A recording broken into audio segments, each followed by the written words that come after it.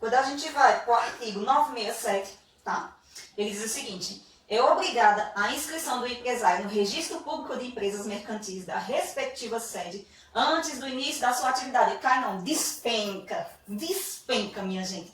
Por quê? Isso confunde todo mundo. O que, que a gente vê no Brasil? O cara passa 2, 3 anos com a empresa aberta sem ter CNPJ. É ou não é? A gente que é do ramo contábil já viu isso, até que não é.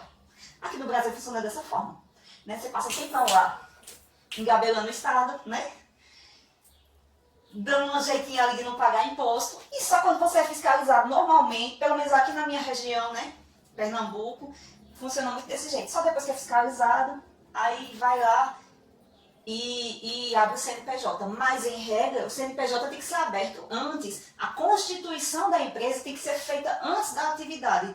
Ah, mas eu nem comecei ainda, certo? Antes de começar, você já tem que estar tudo certo. O correto é isso. Até porque os trâmites de abertura de uma empresa, eles demoram um pouco, né? Assim, hoje nem tanto, mas já teve tempo de demorar mais de 30 dias para você conseguir abrir um CNPJ, né? Se tiver uma pendência, eu tive um caso, gente, na Paraíba. Desculpa, gente. A abertura de empresa na Paraíba, que empacou na inscrição estadual. E eu passei 14 meses tentando fazer a liberação desse CNPJ. Para vocês terem ideia, a burocracia no Brasil ainda é muito grande, tá? Então, assim, normalmente hoje, dentro de 15 dias você abre um CNPJ, mas tem suas exceções. Outra coisa, ainda que o empresário esteja exercendo ilegalmente, né, que ele não tenha constituído empresa, as obrigações que ele contraiu, mesmo estando ilegal, ele é responsável por elas. O que isso quer dizer?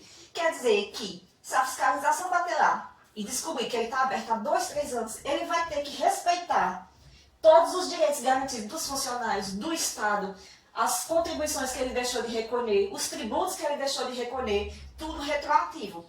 Ah, mas ele não é empresário. Não importa. Ele agiu como se fosse, mesmo sendo ilegal. O fato dele não ter formalizado não desobriga ele a cumprir as exigências de lei, ok? Vamos para a capacidade de impedimento agora? Pronto, cai demais, tá? Podem exercer a atividade de empresário os que estiverem em pleno gozo da capacidade civil e não forem legalmente impedidos. Foi o que eu acabei de dizer para vocês. Se eles não forem legalmente impedidos, quem são os legalmente impedidos? Existem algumas categorias de profissionais que não podem exercer, porque já está na lei.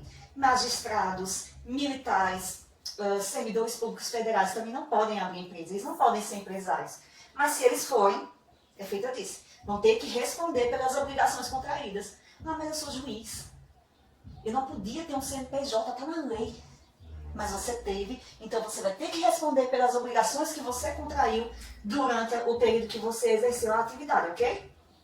Artigo 973 diz o seguinte: a pessoa legalmente impedida de exercer a atividade própria de empresário, se a exercer, responderá pelas obrigações contraídas. Foi o que eu acabei de dizer a vocês. 973 cai demais. Eu estou botando aí nos slides para você, em vermelho, tudo aquilo que cai muito, tá? Porque facilita. Então, assim, é o que eu estou dizendo. Se ele está lá e não podia estar, mas ele vai ter a obrigação de assumir os compromissos que advieram daquela atividade, mesmo que ela seja ilegal, tá? O artigo 974 diz o seguinte, leiam comigo: a absorção do conhecimento vai de repetição, ok? Poderá o incapaz, por meio de representante ou devidamente assistido, continuar a empresa antes exercida por ele enquanto capaz, por seus pais ou pelo autor da herança. Presta atenção, gente, esses artigos são muito chatos, muito chatos. Cai teste de lei, copia e cola. São um pouquinho maçantes, então prestem um pouquinho mais de atenção no que eu vou dizer para vocês. O que é que quis dizer com isso? Ele quis dizer que se você era capaz e de repente ficou incapaz, você ainda pode exercer aquilo ali, só que através dos teus tutores ou de quem recebeu a herança. Vamos visualizar o seguinte exemplo. José tinha uma empresa, né? E ele se acidentou enquanto ia para uma reunião de trabalho, teve traumatismo craniano e ele agora é incapaz, né? Temporariamente incapaz. Então, o que é que acontece? Ele vai deixar de ser empresário? Não, ele continua sendo empresário, só que através das pessoas que ficaram responsáveis por ele. Se for um filho, se foi os pais, né? A pessoa que ficou lá para cuidar das coisas dele, né? Depois, quando ele voltar a ter capacidade de se voltar, troca e ele continua sendo empresário, está resguardado o direito dele, ok?